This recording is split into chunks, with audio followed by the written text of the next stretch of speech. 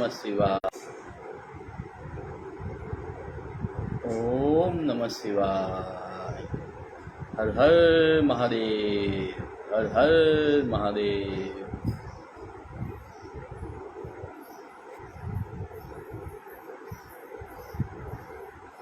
શ્રાવણ માસમાં શિવમય બનીએ, ભક્તિના એકાઉન્ટમાં ક્રેડિટ કરીએ. શ્રાવણ માસમાં શિવમય બનીએ, ભક્તિના એકાઉન્ટમાં ક્રેડિટ કરીએ. એ જ મહાઆશય સાથે આપણે શિવ મહાપુરાણ કથાનું વાંચન કરી રહ્યા છે, શ્રવણ કરી રહ્યા છે. તો ચાલો આજે આપણે શ્રાવણ મહિનામાં આજના દિવસની કથાની શરૂઆત કરીએ. તે પહેલાં ગણપતિ મહાદેવને આપણે યાદ કરીએ.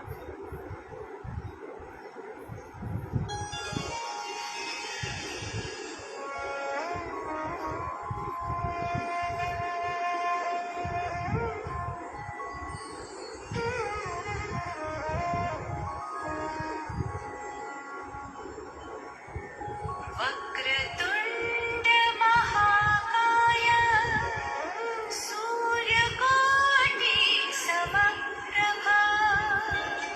समप्रभा निर्विघ्नं कुरु मे देव सर्वकार्येषु सर्वदा.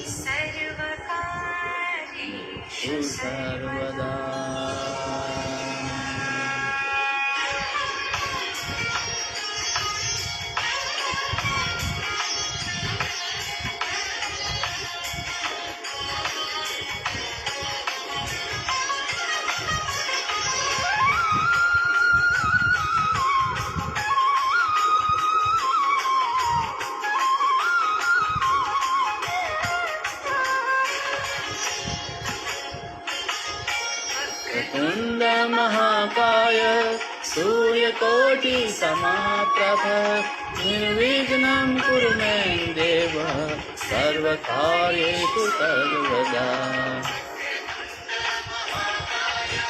सूर्यकोटि समाप्रभ निर्विघ्नं कुरु मे देव सर्वकार्येषु सर्वदा. कुंड महाकाय सूर्यकोटि समाप्रभ निर्विघ्नं कुरु मे देव सर्वकार्येषु सर्वदा. सूर्यकोटि समाप्रभ निर्विघ्नं कुरु मे देव सर्वकार्येषु सर्वदा.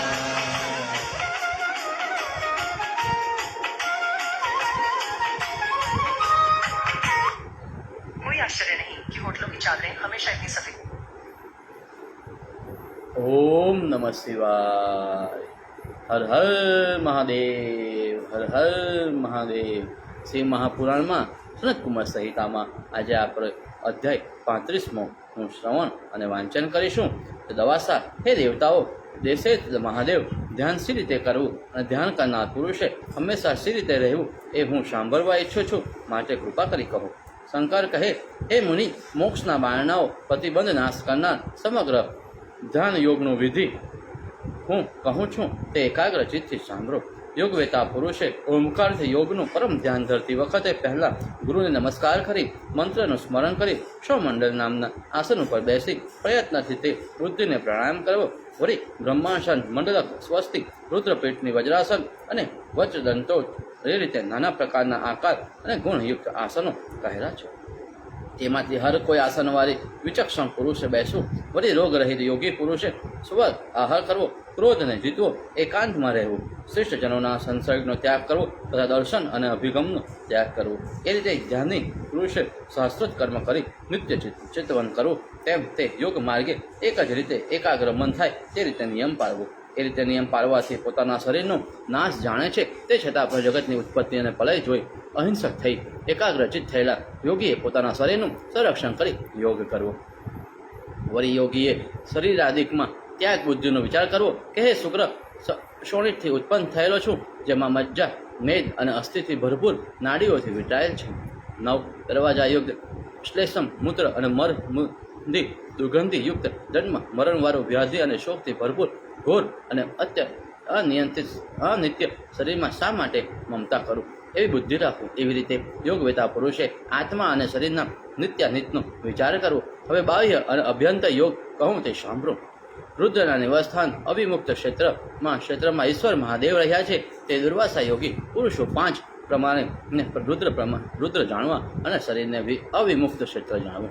વળી તે સ્થાનમાં મહાદેવ રહે છે, તેથી તે રુદ્રવાસ કહેવાય. હે મુનિ, આ અભ્યંતર યોગ મેં તમને કહ્યો. હવે સર્વ જંતુના હિત માટે બ્રહ્મયોગ કહીશ. હે મુનિ, વળી તમારે સદા શ્રેષ્ઠ યોગ વિદ્યાવાળા અભ્યંતર યોગનું પણ શ્રવણ કરવું. વળી યોગી પુરુષે શ્રોત્ર, ત્વચા, ચક્ષુ, જીહ્વા અને નાસિકા 5 ઇન્દ્રિયો, સાત્વિક, રાજસ, તમસ 3 મૂળ પ્રકૃતિ, ચિત્ત, મન, બુદ્ધિ, અહંકાર 4 અંતઃકરણ, વાક, પાણી, પાદ, ગુદા, ઉપસ્થા 5 કર્મેન્દ્રિયો, શબ્દ, સ્પર્શ, રૂપ, રસ અને ગંધ 5 તન્મંતા, પૃથ્વી, જલ, તેજ, વાયુ અને આકાશ 5 મહાભૂત વગેરે તત્વોનું જ્ઞાન સ્વરૂપ બ્રહ્મની ભાવનાને અર્થયુક્ત જ્ઞાનયુક્ત વિવેચન કરવું. તેમજ મહાતત્વથી ગણનાનો વિચાર કરવા માટે પ્રાણાયામની ધારણા કરવી અને પ્રાણાયામથી સર્વ ઇન્દ્રિયો અને નાડીઓ જુદી. ત્યાર પછી બુદ્ધિમાન એવા મુનિએ મન શુદ્ધ પ્રાણને રોકવો. વળી સર્વ ઇન્દ્રિયોની અંદર મન રહેલું અને તે સર્વ ઇન્દ્રિયાદિક પ્રેરક પણ મન છે. તે એ કારણ માટે મનને અતિક્રમણ કરવા દેવું નહીં. વળી જુદા તત્વથી વિવેચન કર્યા પછી યોગાભ્યાસ કરવો. ત્યાર પછી નિરંતર ચિંતન કરનાર મુનિએ ઇન્દ્રિયો, પ્રાણ અને મનની બ્રહ્મ ગ્રંથતા એકઠા કરી ઓમકારનો ઉચ્ચાર કરી પોતાનું અંતઃકરણને આત્મ સ્વરૂપે ધારણ કરવું. ઇતિશ્રી મહાપુરાણે સનતકુમાર સંહિતામાં ગુજ્જર ભાષામાં દુર્વાસો નિષદ નામક અધ્યાય સમાપ્ત. અધ્યાય 36મો. મહેશ્વર કહે, પ્રાણ, આપન, આ સમાન, ઉદાન અને વ્યાન એ 5 વાયુને પણ તથા તે સિવાય બીજા નાગાદી 10 વાયુને યોગી પુરુષે દેહમાં ધારણ કરવા નખ, આંગળીઓ અને સર્વ આંગળા, હૃદય, પીક, સદર, જંકાર, લગ, વૃષણ, ગુદા, કે બાહુ, હૃદય, પડખા, છાતી, વાસો, લલાટ, જીભનો અગ્રભાગ, તાળવાનો મધ્યભાગ, આંખ, નાક, ભમરની મધ્યનો ભાગ, કટી પાર્ષદ ભાગ અને મસ્ટાકેદી સ્થાનોમાં પ્રાણાદિ વાયુ રહે છે. શરીરની અંદર નાભીના મધ્ય ભાગમાં સૂર્યમંડળ રહ્યું છે. વળી તેજસ્વી પદાર્થોથી અંદર વિશેષ તેજવાળું છે. તે મંડળની વચ્ચે સૌમ્ય એવું ચંદ્રમંડળ છે અને તેની અંદર દુઃખ રહિત પરમાત્મા રહ્યા છે, જે અસ્થિ, સ્નાયુ, શિરા અને માંસથી રતી છે. વળી શ્યામ, રક્ત, કૃષ્ણ, પાંડુ, પીરા અને પિંગળથી તેમ લોહિત વર્ણ અને કાબર ચિત્રા નથી. પણ વિચક્ષણ પુરુષ તે પરમાત્માને સૂર્ય સરખા પ્રકાશે જાણવા. વળી તે ઈશ્વર ભવ, ચિંતનીય અને કર્તા કહેવાય. શુદ્ધ સ્ફટિકોના વર્ણન સરખી પ્રભાવવાળા તે ચક્ષુથી જોઈ શકાતા નથી. જેમ દૂધ અને દહીંથી ઘી વ્યાપ્ત છે, તેમાં સર્વ જગત ઈશ્વરથી વ્યાપ્ત છે. તે મહેશ્વર ક્રીડા અર્થે અને પ્રકૃતિ પુરુષના વિવેચન અર્થે સર્વલોકને સર્જે છે. જેમ બાળક રમકડાઓથી ક્રીડા કરે છે, તેમ જે રીતે ખાખરાનું પાંદડું સર્વ તંતુઓથી વ્યાપ્ત છે, તે રીતે પરમાત્મા સમગ્ર જગતમાં સર્વ મનુષ્યની અંદર વ્યાપ્ત થઈ રહે છે. સૂર્યમાં રહેલા કિરણો જેમ તેજને ધારણ કરી રહ્યા છે, તે પરમાત્માથી સર્વ શરીર વ્યાપ્ત છે. હે દ્વિજ, હે પરમાત્મા, જ્ઞાન અભ્યાસ જાણી શકાય છે.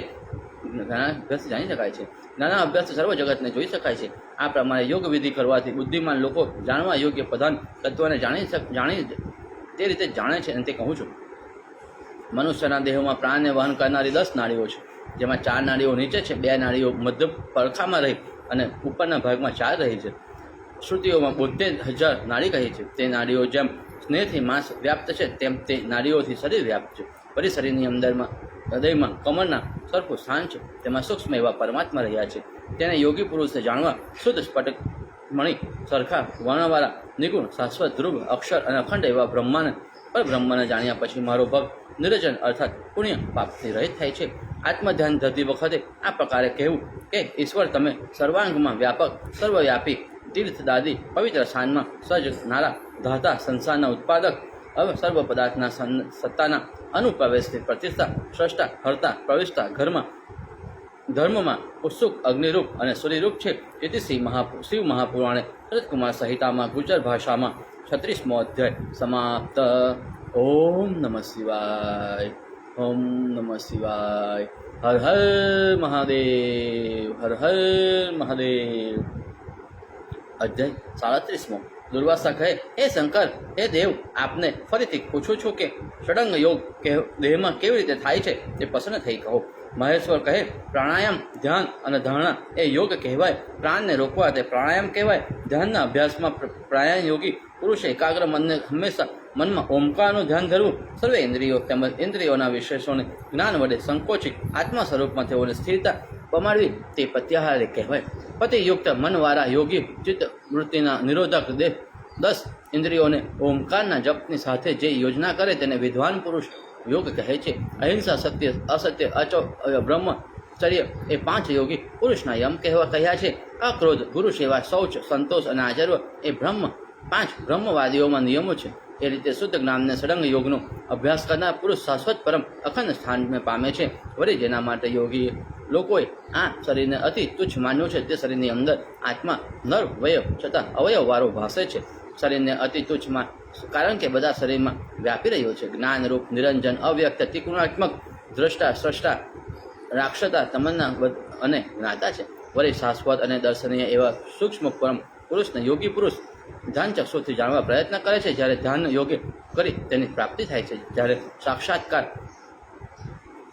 ત્રિગુણાત્મક છે તેમના સનાતન અને નિવારકાર કલ્યાણ રૂપ પરમ પુરુષ રહે છે. રજોગુણને તમોગુણથી ઢંકાયેલો પુરુષ પોતે નિત્ય જ્ઞાતા છતાં પણ બીજું કોઈ ચિંતન કરતો નથી. ત્યારે વર્તમાન અર્થાત સર્વ સત્તાત્મક છતાં તે આત્મા જાગૃત, સ્વપ્ન અને સુષુપ્તિ અવસ્થાથી ભિન્ન એવી ચોથી ગતિ મુક્ત લક્ષ્ય તુષા અવસ્થાથી મળવાથી આશાથી વિજ્ઞેય કોટિમાં ગણાય છે. અર્થાત જાણવાની અપેક્ષા રાખે છે. વળી તે આત્માના સંખ્યાદિવાદી લોકોએ ઈશાન અખંડ ઈશ્વર એવી રીતે 24 તત્વોથી જુદા જણાવેલા છે. તેમજ બીજા કેટલાક તત્વો સંખ્યા ભેદને માનનારા મુનિઓને સંભૂતિ, વિનાશ, ભાવ અને અભાવ તત્વોને અંગીકાર કરી સર્વદૃષ્ટા એવા તે ઈશ્વરને 28માં ગણેલા છે. વળી તે ઈશ્વરાકાર વૃત્તિ તથા પ્રાપ્ત થાય તેવી ચોથી ગતિરૂપ અર્થાત મુક્તિ લક્ષણ ગતિને કેટલાક મુનિઓ પરિણામથી જાણી શકતા નથી. વળી જે લોકો હંમેશા અર્થાત મુક્તિ લક્ષણ ગતિને કેટલાક મુનિઓ જાણી શકતા નથી. વળી જે લોકો હંમેશા 25 તત્વોને જાણે છે તે લોકો ઈશાન અખંડને ઈશ્વરને 25માં જાણવા. વળી જે પુરુષ સર્વ લોકો ઉપર રહી સંચાર કરતા અને રુદ્રવાસમાં ઓમકાર રૂપ રહેલા ઈશ્વરને જાણે છે તે પુરુષ વિમુક્ત કહેવાય. તે ઓમકારેશ્વરનું મહાત્મા કહ્યું જેમાં સદા મોક્ષ રહ્યો છે. વળી જેને જાણવાથી પુરુષ પરમ ગતિ પામે છે તે ઈશ્વરને તત્વગણાથી સંખ્યામાં મુનિમત ભેદથી 25માં તથા 26માં કહ્યા છે. કેટલાક તત્વજ્ઞાનના ચિંતક પુરુષો ઈશ્વરને 19માં જાણે છે. વળી કોઈ પુરુષ તે ઈશ્વરને 20માં જાણી મુક્તિ માટે યોગ્ય અધિકારી થાય છે.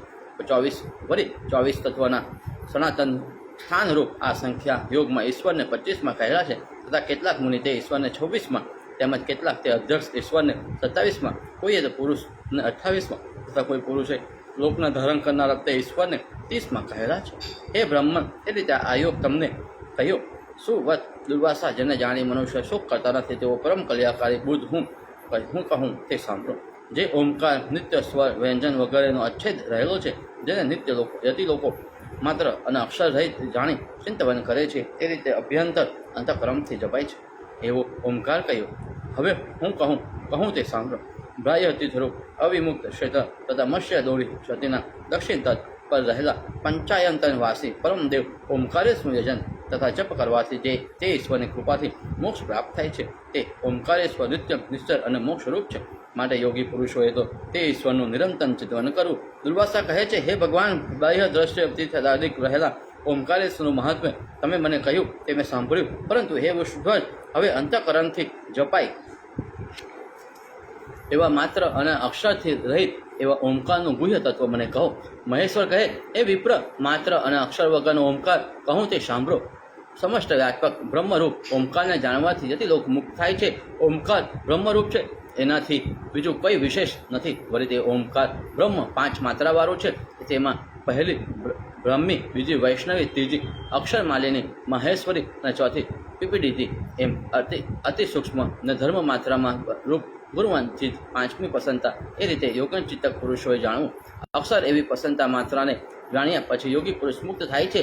આકાર તેજોમય માત્રા, મકાર અક્ષરગામિની અર્થાત સૂક્ષ્મ માત્રા, ઉકાર અનિમિષા માત્ર, આકાર બ્રહ્મા, ઉકાર વિષ્ણુ, મકાર સાક્ષાત ઉમા જાણવા. વળી પ્રશાંત અને શાશ્વત એવા ઓમકારથી યોગી પુરુષ યોગાભ્યાસ કરે છે તે અક્ષરગામિની એવી વિજ્ઞાન સંખ્યા જાણવી. વળી જેવી રીતે બાણ કરતા બાણના લક્ષ્યમાં આસક્ત થઈ રહેલો છે, પ્રજ્વલિત અગ્નિને પણ જોતો નથી, તે રીતે ઓમકારથી યોગાભ્યાસ કરનાર યોગી જેમ મણિમાં સૂત્ર અંશુય થઈ રહેલું છે, તેમ વિશ્વમાં વ્યાપ્ત ઓમકારાત્મક બ્રહ્મને જોતા અન્ય તરફ આસક્ત પામતો નથી અને માત્ર તાદશ બ્રહ્મની ભાવના કરતા એવા પરબ્રહ્મને પામે છે. ઇતિ શ્રી મહાપુરાણે ભરતકુમાર સંહિતામાં ગુજ્જર ભાષામાં 37મો અધ્યાય સમાપ્ત.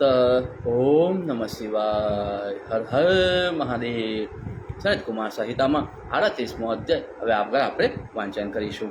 હે મહેશ્વર હે વિપ્ર. મહેશ્વર કહે, હે વિપ્ર, આ શરીર સર્વ દેવમય છે, તેમજ તે શરીરના પ્રત્યેક અંગમાં રહેલા દેવતાને કહું છું તે સાંભળો. વિષ્ણુ પગમાં, વાયુ જંગામાં, અશ્વિની કુમાર ગોઠણમાં, વરુણ સાથરમાં, વાયુમાં મિત્રવરુણ, ઉપસ્થમાં પ્રજાપતિ, અક્ષ સહિત કુબેર કટિસ્થાનમાં રહ્યા છે. હે વિપ્ર, ઉદરમાં સમુદ્ર તથા સૂર્યાદિ 5 દેવતા રહેલા છે. હૃદયમાં સ્થાનમાં સાવિત્રી, પૃષ્ઠમાં ચંદ્રમા, હાથમાં ઇન્દ્ર, ત્વચામાં વિચરી, નખ અને કેશમાં ઔષધિ અને વનસ્પતિ, રોમ છિદ્રમાં ધર્મ, મસ્તકમાં આદિ, સંધિમાં સમાપ્તિ, નેત્રમાં સૂર્ય, કાનમાં સર્વ દિશા, ભૂભુક્તિમાં પર્વતો, લોહમાં વસુ અને સર્વાંગે સ્વયંભૂ શિવ રહ્યા છે. હોઠના પાનદ અને ઉપાતમાં ભાગમાં યમ અને બ્રહ્મા, વાસામાં રાત્રિ અને પડખામાં દેવતા રહ્યા છે. પશુ શુભ એવા કંઠમાં પ્રાણીની ગતિરૂપ વૃષભધ્વજ રહ્યા છે. અહંકારમાં રુદ્ર અને બુદ્ધિમાં પ્રજાપતિ રહ્યા છે. એવી રીતે હે દુર્વાસા, મેં તમને સર્વ દેવમય આ શરીરનું તેનું પરમ વિજ્ઞાન કહ્યું. વળી તે જાણવાથી યોગી લોકો પણ પરમ ગતિ પામે છે. દુર્વાસા કહે, હે દેવ, શરીરમાં રહેલા દેવતા અને ઋષિઓ તમે મને કહી સંભળાવ્યા. હવે હે દેવ વૃષભધ્વજ, પણ સર્વ પ્રાણીઓ સી રીતે પ્રાણહુતિમાં પામે તે કહો છો. મહાદેવ કહે, હે દુર્વાસા, પ્રાણ, અપમાન, સમાન, ઉદાન અને વ્યાન એ રીતે 5 વાયુ શરીરમાં રહ્યા છે. જે દ્વિજ 5 વાયુને પ્રથમ જે આહુતિ આપે છે તે આહુતિને સાવિત્રી અને 6 અંગ તથા પદ ક્રમક સહિત 4 વેદ ગ્રહણ કરે છે. વળી જે દ્વિજો પ્રાણાયામ સ્વાહા એમ કહી પ્રાણમાં જે અન્નની આહુતિ આપે છે તે અન્નથી ઔષધિ, વનસ્પતિ, સોમા, ભાસ્કર અને મારુત તૃપ્ત થાય છે. એ જ દ્વિજ અપમાનમાં બીજી આહુતિ આપે છે. તે આહુતિથી નાગ, સમુદ્ર, નદી, સાગર, ઋષિ તૃપ્ત અને ઇન્દ્રાદિક સર્વ દેવતાઓ અને તે અન્નની આહુતિ વડે તૃપ્ત થાય છે. વળી જે દ્વિજ સમાન ત્રીજ આહુતિ આપે છે તે અન્નથી અશ્વિની કુમાર, વાયુ, વિષ્ણુ, રૂમ, કુબેર તથા સર્વ દેવગણ તૃપ્ત થાય છે. એ દ્વિજ ઉડાનમાં 4થી આહુતિ આપે છે તે હું અને રુદ્ર બંનેના ગણના ઈશ્વર, નંદી, ઉમા, બ્રહ્મા, મન તથા પ્રાણ તૃપ્ત થાય છે. વળી જે દ્વિજ વ્યાનમાં 5મી આહુતિ આપે છે તેથી નક્ષત્ર અને 7 દ્વીપો શુદ્ધ, સગળી પૃથ્વી, 7 લોક, યક્ષ, નાગ અને રાક્ષસ સહિત સમગ્ર બ્રહ્માંડ તૃપ્ત થાય છે. હે દુર્વાસા, હે બ્રહ્મનિષ્ઠ પુરુષો બ્રહ્મનિષ્ઠ થયા પછી ઓમકારથી હંમેશા પ્રાણાદિ વાયુમાં આહુતિ આપે છે. તેને કદી 4 વર્ણમાંથી માધુરી કરીનું અન્ન અર્થાત ભિક્ષા ન મળતા શેષ પારપથી સુકાયેલા પાંદ્યાની માફક વર્તતા શરીરથી કદી ચાંદાલિકનું અન્નનું પણ ભોજન કરે તો પણ પાપથી લિંગ થતો નથી. બ્રાહ્મણ, ક્ષત્રિય, વૈશ્ય અને શુદ્ધ જે શ્રદ્ધાયુક્ત થઈ આ અધ્યાયનો પાઠ કરે છે તે સર્વ પાપથી મુક્ત થાય છે. જે પુરુષ અવિદ્યાથી પર એવા સૂર્ય સરખા કિરણવાળા પરમ પુરુષ ઈશ્વરને જાણે છે તે સંસારમાં જન્મ મરણ થતું નથી. ઈશ્વરના જ્ઞાન સિવાય આત્મ સ્વરૂપની પ્રાપ્તિ માટે બીજો યોગ માર્ગ નથી. માટે જે આત્મ સ્વરૂપના પરિશ્રમ માટે અમૃત તત્વ અર્થાત મોક્ષની ઈચ્છા કરે છે તે કદી હલહલ વિષનું પાન કરે તો પણ મૃત્યુ પામતો નથી. એ પુરુષ આત્મ અમૃત પ્રાણે પામે છે. એ મહાપુરાણ સંહિતામાં ગુજર ભાષામાં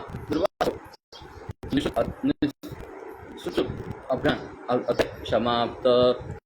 ઓમ નમઃ શિવાય. હર હર મહાદેવ. ઓમ નમઃ શિવાય. હર હર મહાદેવ. વ્યાસ કહે, એ સાંખ્યોગમાં બ્રહ્મ એ તત્વ તમે જે તત્વ તમે કહ્યું તે મેં સાંભળ્યું. હવે આ યોગ નાડી અને તેવા વ્રતને સાંભળવા ઈચ્છું છું.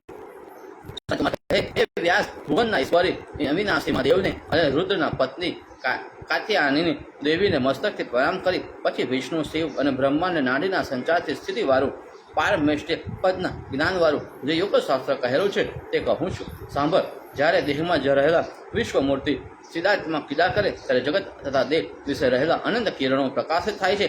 હવે હૃદયના સ્થાનમાં આશ્રય કરી રહેલી પૂર્વ, દક્ષિણ, પશ્ચિમ અને જે ઉત્તર મૂર્તિઓ આશ્રય કરી રહેલી નાડીઓ છે તે નાડીઓને તથા તેમના વર્ણને કહું છું. ઉત્તર નાડી પીળી, રાત્રિ, કાળી, ધોળી અને પીગળી છે. પૂર્વ નાડી શ્વેત છે, દક્ષિણ નાડી કાળી અને પીગળી છે.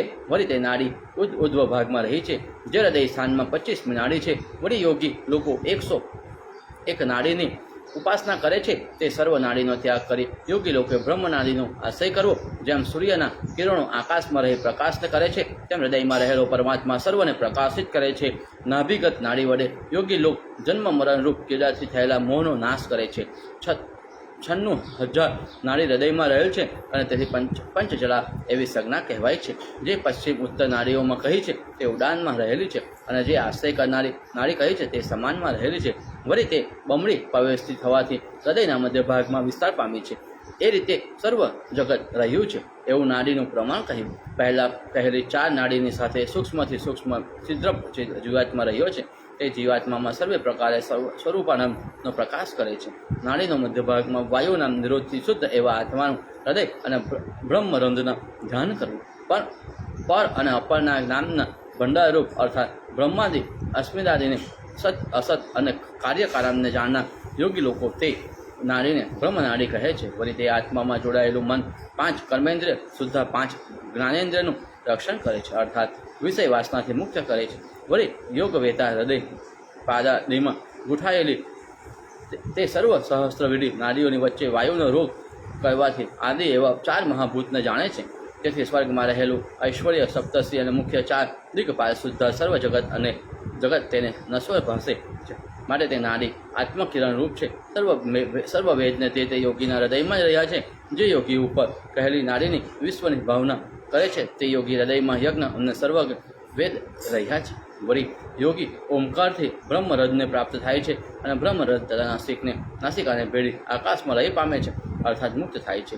વળી એકથી થયેલી મિશ્રિતા નાડીને જે શુક્ર મૂત્રવાહ કહેવાય છે તે વીર્યથી પ્રજાને અને મુક્તને પણ ઉત્પન્ન કરે છે. વળી જે યોગીનું મન બ્રહ્મ નાડીમાં મુખમાં લીન થાય છે તે હૃદયમાં રહેલા ઈશ્વરને પામે છે. હવે અસ્થિ પ્રમાણ કહું છું. મનુષ્યના શરીરમાં 3,000 હાડકાં અને હજારો સ્નાયુઓ રહેલા છે. વળી મનુષ્યનું મન સમગ્ર આકાશમાં લીન થાય છે. માટે નિત્ય એકાગ્રચિત થઈ સ્મરણ કરનાર જીવ પરમ નિર્મળ છે. આ યોગ સંબંધિત વિષય સૂક્ષ્મમાં પણ સૂક્ષ્મ છે, જે જાણવાથી મનુષ્ય સંસારની સાથે યોજાતો નથી. વળી તે સોમ સૂર્યના કિરણથી અર્થાત વામ દક્ષિણ શ્વાસથી ગ્રહણ કરતા હૃદય કમળને પામે છે. વળી સમાધિશીલ યોગી લોકોની પૂર્વોક્ત નાડીઓ બ્રહ્મરંધને પામે છે. વળી તે નાડીઓ વિજ્ઞાન માત્રથી રહિત પુરુષને સ્વર્ગમાં અનેક પ્રકારના દેવતાના સર્વ વૈભવને પમાડે છે. વળી કેટલાક નિષ્પાપ બ્રહ્મવેતાઓ કે નાડીના જ્ઞાનથી રજગુણાવાળા વિકારની સ્થિતિને ભેળી પરમાત્મા બ્રહ્મને પામે છે. એ રીતે નાડી સંચારની સૂચનાવાળું સુનિશ્ચિત મોક્ષનું શિક્ષણ કરનાર વિશેષ નિશ્ચિતાત્મક અતિ પુણ્યકારી પાપને નાશ કરનારું આ પવિત્ર યોગ શાસ્ત્ર કહ્યું. વળી જે મનુષ્ય નાડીના મુખમાં આત્મચિંતન કરનાર છે તે સર્વ પાપથી મુક્ત થાય છે. પ્રકૃતિ પુરુષ અર્થાત શિવ શક્તિથી ઉત્પન્ન થયેલું સર્વ જગત યોગ નાડીમાં રહેલા પરમાત્માનું ચિંતન કરવાથી શુદ્ધ થાય છે. તેથી પ્રયત્ન કરી શ્રદ્ધાથી મૂર્ધ અને અર્ધસ્થાન સુમુષણ નાડી વડે આત્માનું મનન કરવું. જે મનન વડે સર્વ જગતના હૃદયમાં વિશે પરમાત્માને આકાર ભાસે છે. પ્રાચીન આચાર્યો પણ હૃદયમાં આત્માના તદાકાર રહે છે. એ રીતે જ્યાં સુધી યોગાભ્યાસથી પરબ્રહ્મની ભાવના કરતા પોતે તન્મય થાય છે ત્યાં સુધી નિરંતર યોગાભ્યાસનું ચિંતન કરવું. વળી તે યોગી નાડીના સૂક્ષ્મ માર્ગે સૂર્યમંડળને ભેડી ઉપર રહેલા ઉત્તર માર્ગને પ્રાપ્ત થાય છે. ત્યારે પછી તે જ્ઞાનની જન્મ મરણાધિક સર્વ પાપ ભાવના યોગ વડે નષ્ટ થાય છે. વળી યોગીએ ઉત્તર તથા દક્ષિણ બંને માર્ગમાં અને શરીરને સ્વરાત્મક જાણવું. વળી તે યોગી ઉત્તર માર્ગે જતાં ફરીથી ક્યારે જન્મ મરણાધિક પામતો નથી. શરીરમાં સંખ્યાપૂર્વક જે નાડીઓ કહી છે તે પરમપદરૂપ અવિમુક્ત પ્રાપ્ત થાય છે. વળી નાભીમાં ઉત્પન્ન થયેલી 3,000 નાડી છે. હૃદયમાં રહેલી સૂક્ષ્મ અવતાર નાડીઓ 36,000 છે. હવે તે સર્વ નાડી તજી બ્રહ્મનાડીનો આશ્રય કરવો. કારણ કે જે નાડીમાં વિશ્વાત્મા રહ્યા છે તે બ્રહ્મનાડી જેમ નૌકા સમુદ્રથી તારે છે તેમ સર્વ દુઃખથી તારે છે. વળી તે નિલાંબન કરી એવી એક જ નાડી મસ્તકમાં તારુના મધ્ય ભાગમાં રહેલું છે. તે નાડી યોગ મુક્ત પુરુષોને પરબ્રહ્મમાં પ્રાપ્ત થયા પછી મોક્ષ આપનારી છે. વળી શુક્ર, મજ્જા, વસા, વેદ, કફ અને પિત્ત એ સ્થૂળ અને સૂક્ષ્મ શરીરમાં વિકાર કહેવાય છે. વળી શુક્ર અને શુભ શોણિતા આધારરૂપ ઇન્દ્રિયોના તે શિરાઓ પ્રવેશ દ્વાર છે. વળી મસ્તકમાં બ્રહ્મરંધને ભેડી નિષ્પાપ એવા તે યોગીઓ ઈશ્વરને પામે છે તથા પ્રકાશે થઈ સૂર્ય અને અગ્નિલોકને પામે છે. વળી યતિલોક સ્વર્ગમાં રહેલા સર્વ દેવતા સહિત સમગ્ર ઋષિ, બ્રહ્મ, વિષ્ણુ, મહેશ્વર, વાયુ, યમ, અગ્નિ, વરુણ, ચંદ્રમા આદિ સર્વદેવને જોઈ સ્વર્ગમાં જાય છે. શ્રેષ્ઠ યોગી લોકો સન્મુખ દર્શનથી અને સારા ગુણોથી પરમાત્માને સ્તુતિ કરી ધ્યાન કરે છે, ગાયન કરે છે અને પૂજન પણ કરે છે. વળી તે દેવતાઓથી પૂજન કરાઈ પરમ પદરૂપ ઈશ્વરના ધામને પામે છે. એથી શ્રી મહાપુરાણે સનતકુમાર સંહિતામાં ગુર્જર ભાષામાં 43મો અધ્યાય સમાપ્ત. ઓમ નમઃ શિવાય. હર હર મહાદેવ. ઓમ નમઃ શિવાય. વ્યાસ કહે, હે દેવ સનતકુમાર, અવિમુક્ત ક્ષેત્રનું મહાત્મ્ય અને ઓંકારેશ્વરનું મહાત્મ્ય હું સાંભળવાની ઈચ્છા કરું છું, માટે તમે મને તત્વથી કહો. સનતકુમાર કહે, હે વ્યાસ, તમારી ઈચ્છા અનુસાર વિમુક્ત ક્ષેત્ર સંબંધી ઉત્તમ એવા ગતિયુહ રહસ્ય યોગ કહું છું, તે સાંભળો. હે શ્રુતવત, પરમપદની ઈચ્છા રાખનારા દેવતાઓ પણ જેમ તે મુક્ત તત્વને જાણી શકતા નથી, તેમ તે મુક્ત ક્ષેત્ર તથા કથા પણ દુર્લભ છે. આ અવિમુક્ત ક્ષેત્રમાં ઘણા દુઃખોને આપનાર પાપ પણ વધુ વૃદ્ધિ થતી નહીં. તે મુક્ત ક્ષેત્રમાં મહાત્માને જેવી રીતે તમે સાંભળ્યું છે તેવી રીતે કહું છું. પૂર્વે દેવના દેવ શંકરને પાર્વતી નીચે પ્રમાણે પૂછે છે. પાર્વતી, હે દેવના દેવ, ઉત્તમ જ્ઞાનનું રહસ્ય કહો અને સર્વ પ્રાણીને મોક્ષદાયક તથા પવિત્ર શ્રેષ્ઠ તીર્થો કહો. એ રીતે જ્યારે પાર્વતી એ પૂછ્યું ત્યારે અવિમુક્ત ક્ષેત્રમાં રહેલા ગણના અધિપતિ શંકરના ઉત્તમ જ્ઞાન રહસ્યને તથા પોતાના કુળનો ધ્યાન વિચાર કરી કહેવા લાગ્યા કે, હે સુંદર નિતમવાળી દેવી, વારાણસી કાશી વિના હું કોઈ પણ સ્થાને પ્રીતિવાન થતો નથી. વળી જે હે સુંદરી, હે તે તીર્થ સ્થાનમાં નિરંતર જે કારણથી મારા પ્રીતિ વધે છે તે સર્વ સિદ્ધાંત અને સ્મૃતિઓના રહસ્યને કહું છું, તે એકાગ્ર ચિત્ત થઈ સાંભળો. એ જ વિમુક્ત ક્ષેત્રમાં રહસ્ય સિદ્ધાંતોના સાર 14 ભવનમાં શ્રેષ્ઠ છે. તે અવિમુક્ત ક્ષેત્રમાં પરમ ગુપ્ત આત્મજ્ઞાનને જાણવાથી મનુષ્ય મોક્ષને પામે છે. એ સુંદરી, અવિમુક્ત ક્ષેત્રના સદા હું મારા શિવરૂપી સ્થિતિ કરી રહ્યો છું. વળી તેમાં રહેલા પંચાયતને પ્રાપ્ત થયા પછી તેનો વિરહ તથા અર્થાત તે ક્ષેત્રમાં તથા પંચાયતથી જુદા પડતા મન પરિતાપ પામે છે. એવી રીતે અસહ્ય વિયોગ દ્વારા તે ક્ષેત્રનું તે યજન કરે છે. હવે તે ક્ષેત્રમાં રહેલા ઓમકારેશ્વરનું સ્વરૂપ હું કહું છું. તે ક્ષેત્રમાં રહેલા ઓમકારેશ્વરની અકાર, ઉકાર અને મકાનના રૂપે 3 પ્રકારની સ્થિતિ છે. 3 લોકોના જે ભોગતા છે તથા 3 લોકો જેના ભોજ્ય છે, એવા વિદ્યા અને અવિદ્યાથી પણ ઓમકારનું વિભુને જાણી કેટલાક સિદ્ધિ પામે છે. તે ઓમકારના જાણનારની મધ્ય શ્રેષ્ઠ એવા દ્રઢવાળા મારા પુત્ર પાશુપત ભક્તો શ્રેષ્ઠ છે. તે લોકો પણ ભક્તિએ સદભાવના આશ્રય કરતા શ્રેષ્ઠ એવા અવિમુક્ત સ્થાનને હંમેશા જુએ છે. પંચાયતના નિવાસ કરનારા 5 દેવ મુક્ત ઓમકારેશ્વર પરબ્રહ્મને જોઈને તે લોકો મુક્ત થાય છે. વળી વેદ અને વેદના અંગે પાર પામેલા જે બ્રાહ્મણો મારા અવિમુક્ત ક્ષેત્રમાં શિવને રૂપ જોઈને પરમ પદોને પામે છે. વેદનો આશ્રય કરનારા પવિત્ર કર્મવાળા જે બીજા યતિલોકને અને તે નાના પ્રકારના લિંગને ધારણ કરનાર બ્રાહ્મણ, વેદ અને શાસ્ત્રમાં પ્રાણાયામથી ઉપાસના કરનાર ગૃહસ્થો તથા એક દંડને ધારણ કરનાર, ત્રિદંડને ધારણ કરનાર અને પરમહંસના વ્રતને ધારણ કરનાર અને મારો શિવરૂપમાં જેના મન આસક્ત છે તે લોકો અને વિમુક્ત ક્ષેત્રમાં મારી ઉપાસના કરે છે, તે સર્વમાં હું કરુણા ભેદે રહ્યો છું. તે લોકોની વાસના પ્રમાણમાં શ્રેષ્ઠ શાંત પરમપદ અને મોક્ષને આપું છું. મારા અવિમુક્ત ક્ષેત્રમાં મુક્તિપદ નામનું સ્મશાન છે, જેને પશુપાત બ્રાહ્મણો, દેવ અને ગંધર્વો સેવે છે. જે સ્થળમાં અવિમુક્તેશ્વર નામનું મારું શિવરૂપ છે, જીવોને તારવા માટે રહ્યું છે. એ પાર્વતી, તે કાશીરૂપમાં નિત્ય મારું વિશેષ કહેવાનું હોવાથી તથા તે સ્થાનને કોઈ દિવસ ત્યાગ ન કરવાથી તે ક્ષેત્રનું નામ અવિમુક્ત પડ્યું છે. તે વારાણસીમાં મારા વિશ્વેશ્વર સ્વરૂપને જોઈ સંસારથી ભીરુલોક માયાના આ કારણરૂપ પ્રપંચને ભેદીને ફરીથી સંસારમાં પડતા નથી. હે મુનિ, જે રીતે સિદ્ધ અને તપના ક્ષેત્રરૂપ વારાણસીની પૂરી પૃથ્વીમાં સારૂપ છે, તેવી જ રીતે કાશી વિશ્વેશ્વર અને ઓમકારેશ્વર આ સંસારમાં સારૂપ છે. ભવથી મુક્ત થનાર અવિમુક્ત શેર દેવનું સ્મરણ થતાં દર્શન કરવાથી અને દેવના દેવ અવિમુક્તેશ્વર પાસેથી રહેલી જ્ઞાનવાપિકા જ્ઞાનવાવના જળનો સ્પર્શ કરવાથી પૃથ્વીમાં મનુષ્ય ઉદ્ધાર થાય છે. વળી કલિયુગમાં જ્ઞાન વાપિકાનું અમૃત સરખું જળ દેવતાઓને પણ દુર્લભ છે. તે જળ સર્વ જીવને તારનારું અને નાના પ્રકારના પાપને નાશ કરનારું છે. જે સ્થળમાં જયકી મુનિને ક્રોધ પામેલા મૃત્યુને પણ નાશ પામેલો છે. જે જ્ઞાન વ્યાપી સંધ્યા કરનાર પુષ્પરુષ બ્રહ્મનો વેતા નાશ રહિત તથા દેવતુલ્ય થાય છે. વળી તે જ્ઞાન વાવમાં સંધ્યા કરનાર પુરુષ 10 માસ સુધી કરેલી સંધ્યા વંદનનું ફળ પામે છે અને તે કાશીમાં શિવ પરમ દેવને મળી વખાણવા લાયક સાક્ષાત ગંગા છે. જે કાશીમાં આકાંક્ષા પર કરવા યોગ્ય મરણ સૃષ્ટિથી મુક્ત થનાર જ માટે મહામંત્ર રૂપ છે. વળી વારાણસીમાં નિવાસ કરવાથી મહાપુણ્ય મળે છે. માટે કાશીમાં રહેવું કોને ન ગમે, અર્થાત સર્વને ગમે. ઇતિ શ્રી મહાપુરાણે સનતકુમાર સંહિતામાં ગુજ્જર ભાષામાં 40મો અધ્યાય સમાપ્ત. ઓમ નમઃ શિવાય. હર હર મહાદેવ. ઓમ નમઃ શિવાય. અધ્યાય 41મો. સનતકુમાર કહે, પૂર્ણભદ્રને પુત્ર યક્ષમાં પ્રતાપી ધાર્મિક બ્રહ્મવેતા અને સુશોભિત કાંતિવાળો હરિકેશ નામે વિખ્યાત હતો. જન્મથી આરંભી તેની શંકરમાં ઉત્તમ ભક્તિ હતી અને તે પોતે અનન્ય ભાવથી શિવને શરણે રહેનાર અને શિવને નમસ્કાર કરનાર અને શંકરની ભક્તિમાં નિરંતર પ્રયાણ રહેતો હતો. બેસતા સૂતા ચાલતા ઊભા રહેતા અનુસરતા ખાતા પીતા અને દોડતા તે શિવના સ્વરૂપનું અનુચિતવન કરતો હતો. એ રીતે એક શિવમાં આસક્ત ચિત્તવાળા હરિકેશને પૂર્ણભદ્ર તેના પિતા કહેવા લાગ્યો કે હે પુત્ર, હું તને પુત્ર માનતો નથી, કેમ કે તું કુળથી વિરુદ્ધ આચરણ કરે છે.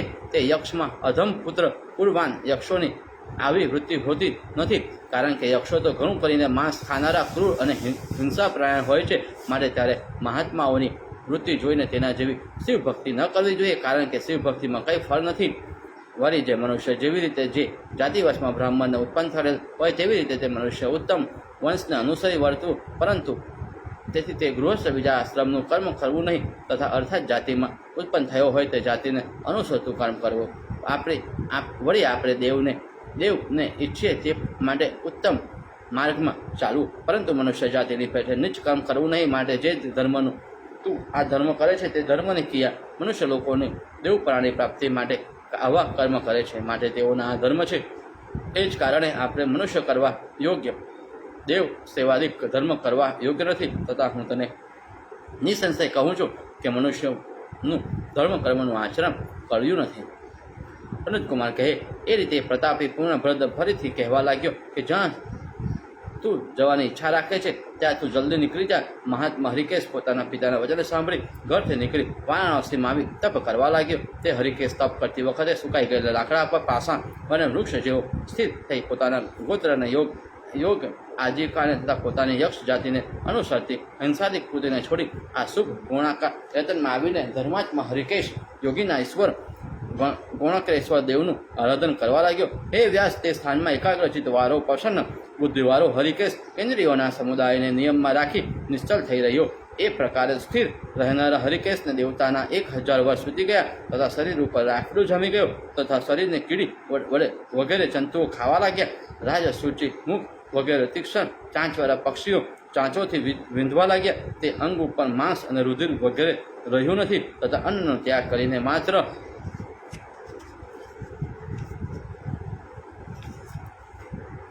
અસ્થિપંજર સરખો દેખાતો અથવા શંખ અને ચંદ્રના સરખા હાડકા અને ત્વચા જેવી દેખાઈ રહી એવો તે હરિકેશ સર્વકાળમાં પરમ શિવ મહાદેવ જ મારી રક્ષા કરનાર એવું ચિંતવન કરતો તપ કરે છે. એટલામાં વનની શોભા જોવાને શિવ સાથે આવેલા પાર્વતી શંકરને કહેવા લાગ્યા કે હે સ્વામી, ફરી તો હું આ બગીચાને જોવાની ઈચ્છા કરું છું. તે પાર્વતીએ વિજ્ઞપ્તિ કરી તથા પૂર્વે અવિમુક્તિ ક્ષેત્રનું મહાત્મા પૂછેલા પરમેશ્વર મહાદેવને અવિમુક્તિ ક્ષેત્રનું આખ્યાન કહેવાના આરંભમાં ઉદ્યાન દેખાડવા માટે પાર્વતી સહિત વનના અભ્યંતર પ્રદેશમાં ગયા અને તે કહેવા લાગ્યા, હે પાર્વતી, પ્રકાશિત ક્રાંતિવાળા ધ્રુમ અને ગુરુમોથી શોભિત વેલના સમુદાયથી નમી રહેલું ઘણા પુષ્પોથી પ્રફુલ્લિત થઈ રહ્યા છે. એવા કટિકના વૃક્ષોથી ચોતરફ સુગંધી થઈ રહેલ છે. તમામ વૃક્ષોમાં સમુદાયોથી ઘણું ઘાતું અને ચોતરફથી સુગંધી કરેલ વૃક્ષો અને બહુકુળના વૃક્ષો જેમાં વ્યાપ્ત થઈ રહ્યા છે. કોઈ જગ્યાએ આ વન અતિ પુષ્પયુક્ત અશોક તથા પનાગના વનથી શોભતા એવા તથા સુંદર ફરો શબ્દો કરતા પક્ષીઓથી જ્ઞાન થઈ રહ્યું છે. વળી ઘણા પાંદડાવાળા અતિ સ્વેચ્છ પક્ષીના શબ્દોથી ગાજી રહેલા જંબુ અને હરિત વૃક્ષોની સુગંધમય શબ્દાયન માન થઈ રહ્યું છે. કેટલેક ઠેકાણે વિચિત્ર પ્રકારના વિહંગના શબ્દોથી શબ્દાયન થતા કોઈ જગ્યાએ કલહંસના શબ્દોથી નાદયુક્ત થઈ રહ્યું છે. કોઈ જગ્યાએ મત ભમરના કુશથી વ્યાપ્ત થઈ રહ્યું છે. વળી કોઈ જગ્યાએ એ અવ્યક્ત મધુર શબ્દોવાળી ભમરીઓએ સેવેલું છે. કોઈ જગ્યાએ મોરયુક્ત આંબાના વૃક્ષોથી અને જેમાં પુષ્પો નમી રહ્યા છે તેવા તિલકના વૃક્ષોથી પુષ્પિત એને સુગંધમય થઈ રહ્યું છે. કોઈ જગ્યાએ વિદ્યાધર અને ચારણોના ગાન કરી રહ્યા છે તો કોઈ જગ્યાએ અપ્સરા પણ ગણ નૃત્ય કરી રહ્યા છે તથા કોઈ જગ્યાએ નાના પ્રકારના પક્ષીઓ હર્ષ પામી રહ્યા છે. વળી આ વન કોઈ જગ્યાએ મત હાથીઓથી શોભી રહ્યું છે. કોઈ જગ્યાએ સિંહોના ભયથી જેના મન આકુળ થઈ રહ્યા છે તેવા હાથીઓએ અને મૃગોએ પોતાના યુથના મંડળ બાંધી રાખેલા છે. વળી એમાં નાના પ્રકારના સુંદર કમરો પ્રફુલ્લિત થઈ રહ્યા છે. એના સરોવર અને તળાવોથી તે વન શોભી રહ્યું છે. વળી તે વન કોઈ જગ્યાએ ઘાટા અને એમાં નીચોડના વૃક્ષોથી નીચું થઈ રહ્યું છે. વળી જે વનમાં મયુરો નિવાસ કરી રહ્યા છે મદથી હર્ષયુક્ત પક્ષી સમુદાયના નાદથી જેમાં આનંદ ઉત્પન્ન કરે છે. વળી જેમાં પુષ્પિત વૃક્ષોની શાખા ઉપર મત ભમરાઓ લીન થઈ રહ્યા છે. નવીન કિશલયુક્ત શાખાથી શોભી રહેલું તથા જેમાં અભાગ ઉપર કોમળ અને પલ્લવ આવ્યા છે તે તથા કોઈ જગ્યાએ દંત શક્તિ પેથી સુંદર લાલ વેલો વિતરાઈ રહેલો છે. કોઈ જગ્યાએ વેલો સુંદર વૃક્ષોનું આલિંગન કરી રહેલ છે. કોઈ જગ્યાએ વિશાળ નેત્રવાળી અને મંદ ગમન કરનારી કી પુરુષની સ્ત્રીઓ સેવેલું છે. વળી જે વનની અંદર પારેવાના શબ્દની પેઠે સુંદર શિંગડાઓ શબ્દમાન થઈ રહ્યા છે. વળી તે અતિ ઊંચો હોવાથી આકાશને સ્પર્શ કરી રહ્યા છે. વળી જે પુષ્પના સમુદાયો આસપાસ પાથરેલા છે તથા તેઓ હાસ્ય કરી રહ્યા છે. એવા અતિ ઉજ્જવળ મનોહર સુંદર રૂપવાળા અનેક દેવ સમુદાયોથી જે વન શોભી રહ્યું છે. વળી જે વનમાં પ્રફુલ્લિત થયેલા કમરોથી અને સારસ તથા હંસ પક્ષીઓથી જ્યાં બેઠેલા છે એવા જલાશય સરોવરથી દેવાલયમાં પગથિયા વગેરેના માર્ગો શોભી રહ્યા છે. વળી દેવ વાંગનાઓના કેશપાસ અને ગળામાં વિચિત્ર પ્રકારના પુષ્પો પથરાઈ રહેલા છે અને અતિ દ્રુત ગુલુમ તથા તરુ શાખાઓમાં રહેલા તહેવારમાં પક્ષીઓને યુક્ત વળી શ્યામ અને ચંચળ પુષ્પગુચ્છ અને શાખામાં અશોક વનના વૃક્ષોથી શોભિત મંદોમત ભમરાઓના સમુદાયે ગાયેલ કાનને આનંદ આપના તથા મનને ગમે એવા શબ્દોથી જે વનનો અંદરનો ભાગ ગાજી રહેલો છે. વળી રાત્રિમાં ચંદ્રના કિરણોથી પ્રફુલ્લિત થયેલા તિલકના પુષ્પોથી શ્વેત દેખાતું એવું વળી છાયામાં સૂઈને જાગેલા મુગના સમુદાયને દર્ભના અનુકરણના અગ્રભાગ જેવા ખાધેલા છે. વળી હંસની પાંખોના વાયુથી ચલાયમાન થયેલા કમરો સરખું સ્વચ્છ જેમાં જલાશયનું જળ ફેલાઈ રહ્યું છે અને જલાશયના કાંઠા ઉપર પ્રકાશિત થયેલા કુંડ કંડલી વગેરેના વૃક્ષોની જેમ હારો શોભતી રહી છે તથા જેમાં કાંઠા ઉપર પ્રકાશિત થયેલા કુંડ કંડલી વગેરેના વૃક્ષોની જેમાં હારો શોભી રહી છે તથા જેમાં મયુર નાચી રહ્યા છે. કોઈ જગ્યાએ તે વનભૂમિ તો પ્રદેશ ચંદ્ર ચિહ્નવાળા મોર પીછોથી વિચિત્ર રંગી દેખાય છે. જે વનમાં ઠેકાણે હર્ષથી વિલાસ કરતા મંદોમત એવા હરિત નામના પક્ષીઓથી શોભી રહ્યો છે. તે કોઈ ભાગ પોતાની મેળે પડેલા વિચિત્ર પ્રકારના પુષ્પોથી શોભી રહ્યો છે. કોઈ જગ્યાએ કિંદરની શ્વેત વર્ણવાળી શ્યામાઓથી તે વન શોભી રહ્યું છે. કોઈ જગ્યાએ ભમરાઓ પુષ્પરસના સ્વાદને ગ્રહણ કરી રહ્યા છે. કોઈ જગ્યાએ પરસ્પર મળેલા અને ઘણા મોટા કર્ણપુષ્પોના વૃક્ષો જેમ જઈ રહ્યા છે. ચો તરફ જાદોરથી વિતરાઈ રહેલા એવા મુનિના આશ્રમો યુક્ત અને ઉપયુક્ત વિચિત્ર પ્રકારના વિશાળ સરસમાં વૃક્ષોથી તે અવિમુક્ત ક્ષેત્ર શોભી રહ્યું છે.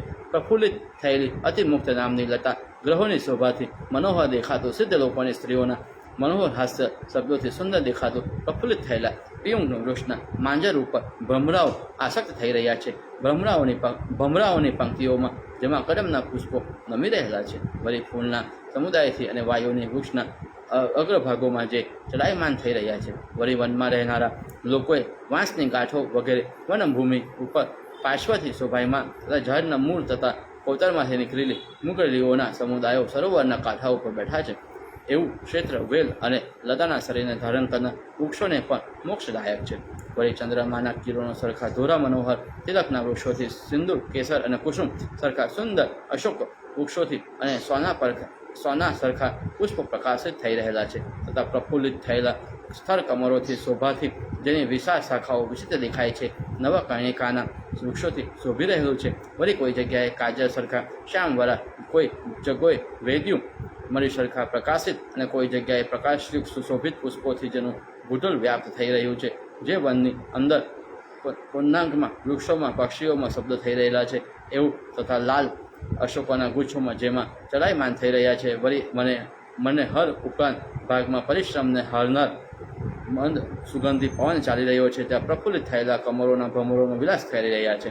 એવું વિવિધ પ્રકારના વૃક્ષોથી મનોહર દેખાતું તથા જેમાં મત અને હર્ષયુક્ત કોયલના શબ્દો થઈ રહ્યા છે તે અને ઉપવનમાં વૃક્ષોથી મનોહર દેખાતું તે વન પોતાના સરખા અડધા દેહવાળા ગણના ગણપતિથી સાથે હિમાલયમાં રહેનાર સમગ્ર જગતના કરતા તથા લોકોના નાથ મહાદેવ તે વખતે પાર્વતીને દેખાડ્યું. તે વખતે પાર્વતી શંકરને કહેવા લાગ્યા. પાર્વતી કહે, હે દેવ, પરમ શોભાયુક્ત અવિમુક્ત ક્ષેત્ર ઉપવન મને દેખાડ્યું, પરંતુ ફરીથી તે ક્ષેત્રમાં સર્વગુણો આપ મને કહેવા યોગ્ય છો, કારણ કે આ ક્ષેત્રનું મહાત્મા અને અવિમુક્ત ક્ષેત્રની કથા સાંભળી ને પણ મારા અને મનને તૃપ્તિ થઈ નથી. માટે મને પાછું પૂછું છું તે ક્ષેત્રનું વૃત્તાંત સવિસ્તાર કહો.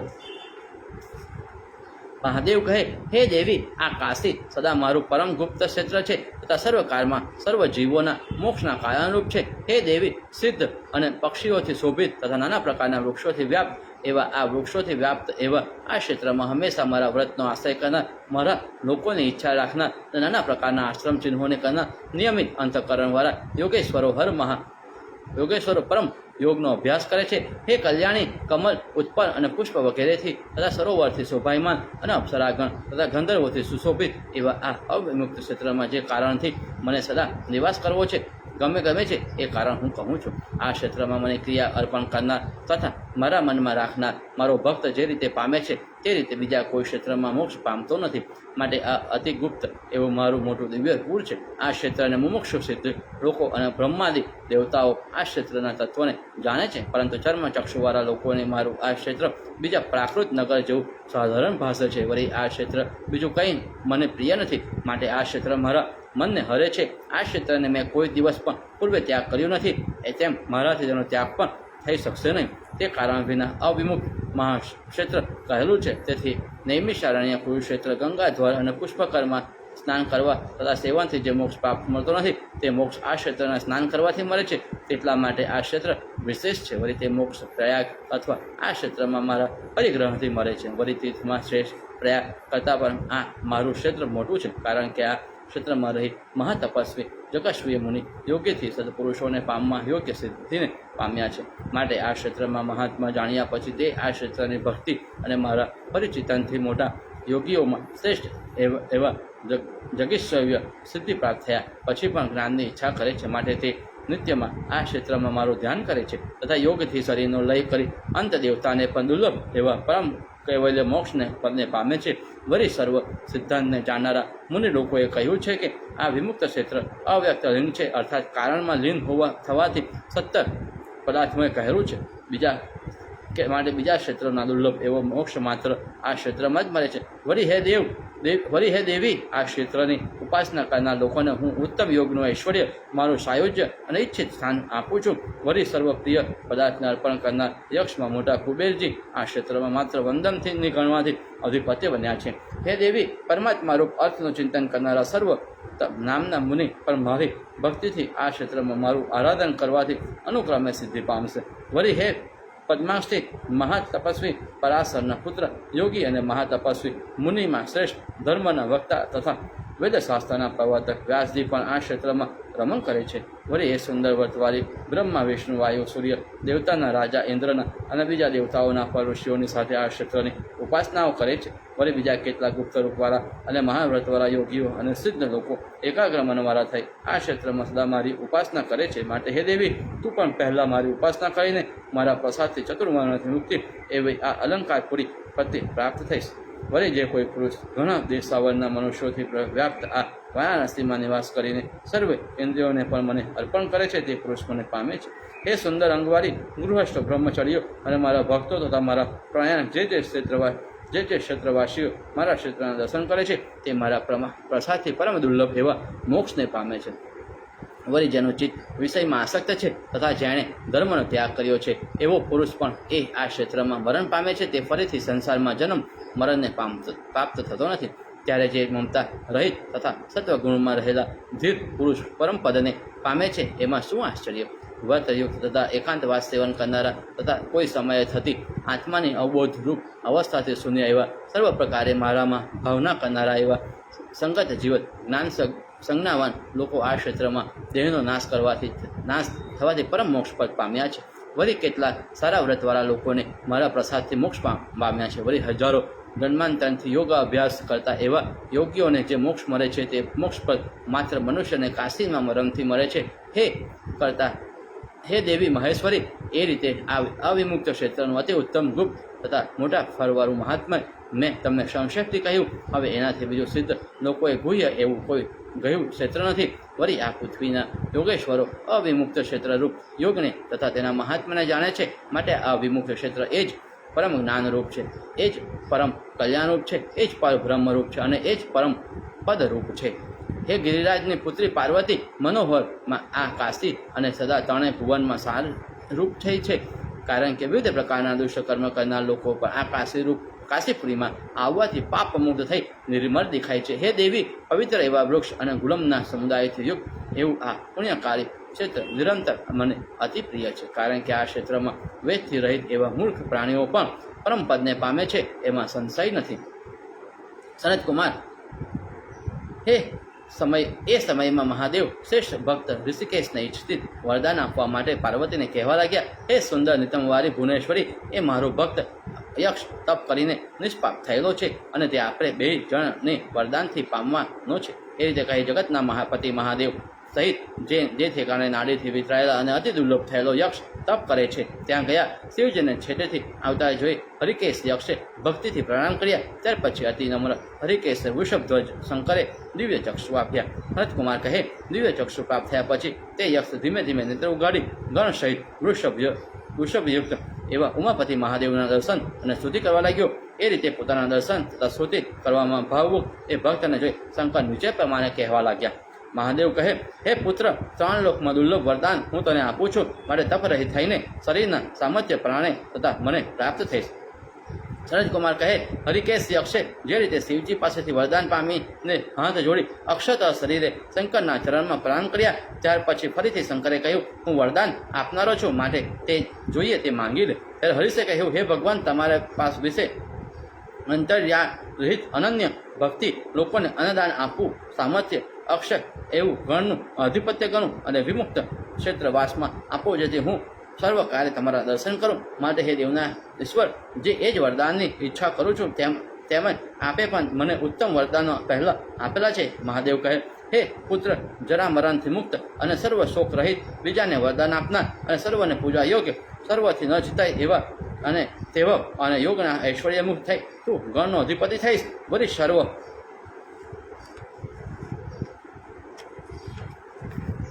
લોકોને અન્ન આપનારો મહાબળવાન અતિ ધરીવાન તિલોચન બ્રહ્માને અને અતિ પ્રિય બ્રહ્મા અને અતિ પ્રિય દંડપાણી નામનો મહાયોગવાળો ક્ષેત્રપાર થઈશ. ત્યારે ઉદ્ભમ અને સભ્રમ આ બે તારા પરિચારક ગણ તારી આજ્ઞા વડે લોકોનો ઉપભ્રમ અને સભ્રમ કરશે. સનતકુમાર, એ રીતે ભગવાન મહાદેવજી હરિકેશ યક્ષને અવિમુક્ત ક્ષેત્રમાં ગણનો અધિપતિ કરીને રુદ્રવાસમાં ગયા. એથી શ્રી મહાપુરાણે સનતકુમાર સંહિતામાં ગુજ્જર ભાષામાં દંડ વાણિયા પ્રદાન એકમ અધ્યાય શાહ સમાપ્ત. ઓમ નમઃ શિવાય. હર હર મહાદેવ. ઓમ નમઃ શિવાય. આજે પણ જ્યારે હરિકેશને જ્યારે ભગવાને વર માંગવા કહ્યું, વરદાન માંગવા કહ્યું, ત્યારે હરિકેશે પણ સૌ પ્રથમ ભગવાનની ભક્તિ માંગી. એટલે કે શિવની ભક્તિમાં સર્વશક્તિ સમાયેલી છે એવું આપણને જાણવા મળે છે. જ્યારે પણ આપણને કોઈ ભગવાન પાસે માંગવાની ઈચ્છા થાય તો શિવની ભક્તિ માંગવી અને તેનાથી જ આપણને સર્વશક્તિઓ પ્રાપ્ત થશે એવી આપણે આશીષ મળેલા છે. અધ્યાય 42મો. સનતકુમાર, હે દ્વિજશ્રેષ્ઠ, કલ્પના પંચાયતના નામના મંદિરથી અંદર જે વૃત્તાંત થયું છે તે તમને કહું છું. પ્રથમ પંચાયતન નામના મંદિરમાં ઓમકારેશ્વરની સમીપ દુરિકા નામની સ્ત્રી રાત્રિ દિવસ રહેતી અને તેની સેવા કરતી. કેટલાક દિવસ પછી તે મૃત્યુ પામી અને શુંભના રાજાના ઘેર જન્મી. જ્યારે જુવાન થવા આવી ત્યારે તેના પિતાએ યોગ્ય વરને પરણાવવાનો વિચાર જણાવ્યો. પિતાને પૂર્વ જન્મનું જ્ઞાન હતું, તેથી ના પાડી અને કાશીમાં જઈ પંચાયતન ઓમકારેશ્વરની સન્નિધિમાં રહેવા લાગી. કેટલાક દિવસ પછી તે મંડુકી મરી ગઈ અને સિદ્ધિ પામી. આ મંડુકીની વૃત્તાંત તમને કહી બતાવ્યું. વળી તે મંદિરની અંદર બીજું વૃત્તાંત બનેલું છે, તે કહું છું, તે સાંભળો. પૂર્વે પ્રતાપ મુકુટ નામનો રાજા અત્યંત ધાર્મિક હતો. તેનો પુત્ર પણ ઘણો જ જ્ઞાની અને ધર્માત્મા હતો. થોડો કાળ ગયા પછી રાજાએ પોતાના પુત્રને કહ્યું, ભાઈ, હવે તું વિવાહ કર તો સારું. તારો વિવાહ કર્યા પછી હું નિવૃત્ત થઈ. આ સાંભળી પુત્રએ જવાબ આપ્યો, હે પિતા, એ વાત મારાથી બનવી મુશ્કેલ છે. આ સાંભળી રાજા કહેવા લાગ્યા કે હે પુત્ર, તું તારો પિતા કહેવાઉં છું, માટે મને તે સારું. મારા કુળને નરકમાં નાખી એ પ્રમાણે હિતકારક વચન સાંભળી પુરાણિકમાં કહેલી સંસારની વિચિત્રતાને યાદ કરી પોતાના પિતાને કહ્યું, હે પિતા, મારું ખરું અને શુભ વચન સાંભળો. મેં હજારો જન્મ ભોગવેલા છે, હજારો વાર મરણ પામ્યો છું અને હજારો સ્ત્રીઓનો વિયોગ થયો છે તથા સંયોગ પણ હજારો વાર ભોગવેલો છે. વળી તું લતા અને વૃક્ષ, સર્પ, મૂર્ખ, પક્ષી, સ્ત્રી, પુરુષ વગેરેના અનેક જન્મો ભોગવેલા છે. ઘણીવાર સંસારમાં ઉત્પન્ન થયો છું અને મરણ પણ ઘણીવાર પામ્યો છું. યશ, ગંધર્વ, દાનવ, અપ્સરાઓના અવતારો પણ ભોગવ્યા છે. રાજાઓ અવતાર પણ લીધા છે. સ્ત્રીના મિલાપ અને વીરની બંનેની દુઃખનું ઘણું પડ્યું છે. માટે રાજ્ય અને શરીરનો ત્યાગ કર્યા વગર સિદ્ધિ થવી મુશ્કેલ છે. રાજ્યનો ત્યાગ કરનાર માણસને જે સુખ મળે છે તે રાજવરાને મળે છે, તે જ મળે છે. અર્થાત સર્વને સરખું સુખ સરખું, ધર્મ અને સરખો છે. હે પિતા, સંસાર અનિત્ય છે અને બ્રહ્મા માટે અવિનાશી છે. માટે હું તો એમ માનું છું કે મૃત્યુ અને બ્રહ્મા બંને દુનિયામાં રહેલા છે. તે પ્રાણીથી જણાતા નથી અને તેઓ અવશ્ય પ્રાણીને પોતાની સાથે જોડી દે છે. અર્થાત મરણ અને ઈશ્વરમાં લીન થવું એ આપણા બંને માણસ જાતને થયા વિના રહેતા નથી. જે માણસને મમત્વ નથી તે હિંસા કરે તો પણ તેને બાંધ થતો નથી. વલી સ્થાવરમાં તથા જંગમ આખી પૃથ્વીનો રાજા હોય પણ મમત્વથી રહિત હોય તો તેને માયા બાંધ કરે નહીં. તેમજ મમત્વને પુરુષવનમાં રહેતો હોય અને કંદ મૂળનું ભક્ષણ કરતો હોય તો પણ મૃત્યુને વશ છે એમ જાણવું તથા જે ઇન્દ્રિયોને અનુસરે છે તેને પણ મૃત્યુને વશ સમજવું. વળી જે બ્રહ્મમાં આખા જગતને જુએ છે તે મહાન ભયથી પણ મુકાય છે. આ દુનિયામાં વિષયવાળા પ્રાણીઓમાં વખાણ કરે છે. કારણ શાસ્ત્રમાં કહ્યું છે કે સમાનશીલ, મહેશુ, મૈત્રી, સ્વભાવ અને વ્યસન જતા જેના મળતા હોય છે તેમને પરસ્પર મૈત્રી થાય છે. કોઈ પણ જગ્યાએ વેદનું અધ્યયન થાય છે, તે કોઈ જગ્યાએ તીર્થનું સેવન થાય છે. કોઈ કર્મથી તપ કરે છે અને કોઈ વિષય વડે તપ કરે છે. માટે મોક્ષની ઈચ્છાવાળો હું અવિમુક્ત પુરીમાં રહેલા ઓમકાર રૂપ પંચાયન શંકરનું સેવન કરવાની ઈચ્છા રાખું છું. હું ત્યાં હમણાં જઈશ. આજથી તૃતીય જન્મમાં જે વૃત્તાંત પંચાયતના મંદિરમાં જ બન્યું હતું તે ટૂંકમાં તમને કહી બતાવ્યું. હે પિતા, બ્રાહ્મણ, ગંધર્વ, મોટા સર્પ, વિદ્યાધર, પક્ષી અને કિન્નર વગેરેના અનેક જન્મ લઈ છેવટે વૈશ્ય નિર્મળ કુળમાં મારો અવતાર થયો. ત્યાં જન્મ્યા પછી મારી શંકર ઉપર ઘણી પ્રીતિ થયા. વ્રત, ઉપવાસ અને નાના સ્ત્રોત્રોથી ત્રિપુરનો નાશ કરનાર શંકરનું હું સ્તન કરવા માંડ્યો. તેથી શંકર મારી ઉપર પ્રસન્ન થયા. હું પણ તીર્થમાં ભમતો એક દિવસે ગૃહ્ય અવિમુક્ત શહેરમાં આવ્યો. ત્યાં પંચાયતની અંદર રહેલા ઓમકારેશ્વરના દર્શન થયા. પછી દેવના દેવ એવા રુદ્રના મંદિરમાં મેં મારો ઉતારો કર્યો. ત્યાર પછી વૈશાખ માસની રાત્રિએ મેં જાગરણ કર્યું તથા દેવ, ગંધર્વ, કિન્નર વગેરેનું જાગરણ જોયું. તેથી તમારે ઘેર મારો અવતાર થયો. માટે હવે હું ત્યાં જઈશ. હે પિતા, આપને નમન કરું છું. દેવાત્માને દુર્લભ એવું મારું જ્ઞાન ઓમકારેશ્વરના પ્રતાપથી મને મળ્યું છે. વળી આ સંસારમાં આત્મા માયાથી જુદો જોવામાં આવે છે. તે માટે અવિમુક્તમાં જઈ ઓમકાર રૂપ દોષરહિત પંચાયતનમાં રહેનારા દેવશંકરના દર્શન કરી જેની ફરીથી જન્મ થાય નહીં આવું પુત્રનું ભાષણ સાંભળી પિતાજી નીચે પ્રમાણે કહેવા લાગ્યા. રાજા કહે, એ ભાઈ, તું જ્યાં જાય ત્યાં હું પણ આવીશ, કારણ કે મને પણ જતિનું જ્ઞાન થયું છે. તેથી મારું જ્ઞાન મન ઉદાસ થયું છે. જ્યારે મનુષ્ય સંસારમાં વૈરાગ્ય થાય છે ત્યારે તેને જાતિ, સત્તતિ અને વૃત્તિનો ત્યાગ કરવો અને મારું તારું મૂકી પ્રિય અપ્રિય વસ્તુનો પણ ત્યાગ કરવો. તેમજ આત્માને જ્ઞાન આપનારા કર્મોથી અને અન્ય કર્મોનો ત્યાગ કરી વિમુક્તેશ્વરનું ભજન કરવું. અવિમુક્તેશ્વરમાં લીન એવો પુરુષને એક જ જગ્યાએ રહેવું. ત્યાર પછી તેને વિહાર કરવાનું કંઈ પણ પ્રયોજન નથી. જેટલા ઉપાસકો ક્ષેત્રનો ત્યાગ કરી શાંત, દાંતને ક્રોધનો ત્યાગ કરનાર અને છના દેહધારી શુદ્ધ અંતકરણથી શંકરની સેવા સત રુદ્ર જપથી કરે છે. તેમજ પોતાના તથા પારકામાં વ્યાપી રહેલા એવા ઓમકારેશ્વરને જોઈ જેના ચરણને 4 વેદ તથા તપ નમે છે તથા વખાણ કરે છે તેવા ઈશ્વરના ચરણને થોડા વખતમાં પામે છે. વળી જે ઓમકારની ઈચ્છાવાળા બ્રહ્મચર્યવત પારે છે તે ઓમકાર વિમુક્ત ઈશ્વરમાં રહેલા છે. આમ કહી રાજાનામાં રાજાના મનમાં ઓમકારનું સ્મરણ કરી પોતાના નાના પુત્રને રાજગાદી સોંપી પૂર્વનું પોતાનું ચરિત્ર સંભળાવી ઘણો પસ્તાવો પામી શંકરને પ્રણામ કરી વારાણસીમાં ગયો અને પૂર્વ જન્મમાં ભોલાના દેહને ધારણ કરનાર તે રાજાને સ્તુતિ કરી ઓમકારેશ્વરની પ્રદક્ષિણા કરવા લાગ્યો. થોડા દિવસ પછી રાજયોનીમાં રહેલો તે મરણ પામ્યો. આમ બાપ અને દીકરો શંકરનું આરાધન રાત દિવસ કર્યા કરતા તેથી છેવટે મોક્ષની ગતિએ ગયા. વ્યાસ કહે, હે સનતકુમાર, તે બે જણાએ શંકરનું કેવું વ્રત કર્યું તે મને કહી બતાવો, કારણ જેના ઉચ્ચારથી આત્મા પ્રકટ થાય છે. સનતકુમાર કહે, હે વ્યાસ, શંકરનો યોગ સાંભળો.